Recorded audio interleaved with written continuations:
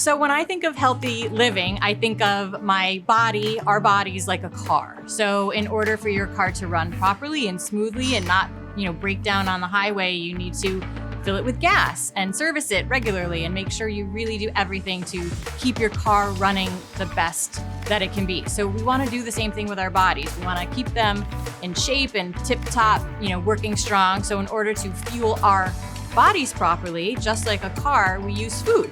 And when I'm thinking about what's really healthy for my body, I go straight to fruits and vegetables. Any time of day, something I want to do every day.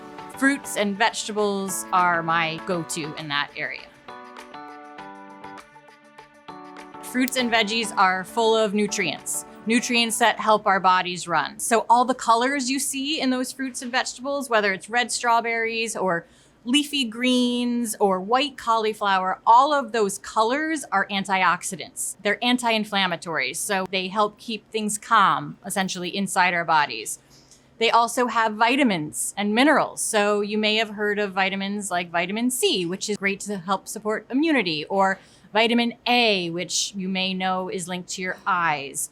There's also minerals like potassium and calcium and magnesium. All of these things together, the vitamins and minerals, help our body run. We also have fiber. So fiber is found in all plant foods, and fruits and vegetables are plants. And that's what makes our guts happy. So that actually the eating of plant foods like fruits and vegetables, that fiber, we digest it, some goes straight through, some our body absorbs, but the goal there is really to make sure that our stomach, our GI tract, runs well, runs smoothly. So those are kind of the top reasons that I would say to eat fruits and vegetables every day. You might be asking how many fruits and veggies we're supposed to have in a day. So generally, the daily recommended amount is 5 to 7 servings of fruits and vegetables. So what does that look like? One serving of vegetables, for example, would be 1 cup of raw leafy greens or chopped broccoli, 1 cup of cut up apple maybe, or a half a cup of cooked. So if you make kale or something, it shrinks down quite a bit. So the cooked version would be a half a cup. On the fruit side, it might be a cup of strawberries, 1 apple, 1 banana, 1 orange, that kind of thing. Research has shown, unfortunately, that a lot of us are not reaching that 5 to 7 recommended servings of fruits and vegetables a day.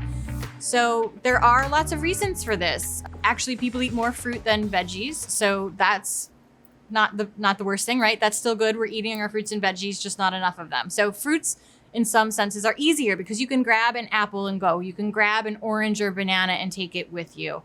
I think the reason why we struggle in eating enough servings, especially with veggies, is how do you cook them properly so that they taste good, right?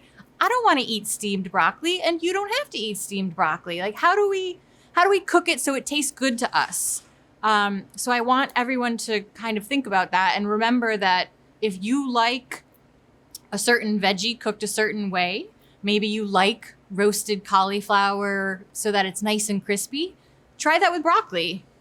Maybe you don't like steamed broccoli, and that's okay, but maybe you would like broccoli if it was roasted, or if it was stir-fried with a special sauce. Nobody said it has to be bland and tasteless. You can cook it with all sorts of flavors and seasonings and dressings and, jazz it up a little bit. You don't have to just eat plain broccoli. That's not the point. We just want you to eat fruits and vegetables, right? So whatever way that means to you is going to be the way that works. And all forms fit. It could be canned, it could be fresh, it could be frozen. And even dried fruit too. So as long as it fits in your budget and your lifestyle, that's an important factor as well.